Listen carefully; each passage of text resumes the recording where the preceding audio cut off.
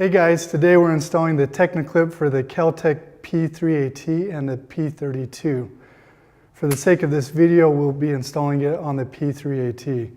To get started, take your gun, drop out the magazine, safety check your weapon. Next, take a block of wood, and we're going to tap out the rear frame pin. Here I've got a 1/8 inch roll pin to tap it out. Next, take your replacement frame pin that came with your Techna Clip and insert it into the frame of the gun. Take a mallet and lightly tap it. Be sure not to tap it too hard to damage the frame of your gun.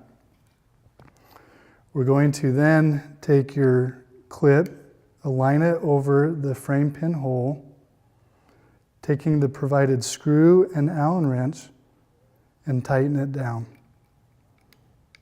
All right guys, now that you've got the Techna Clip installed, you're ready to clip it and go.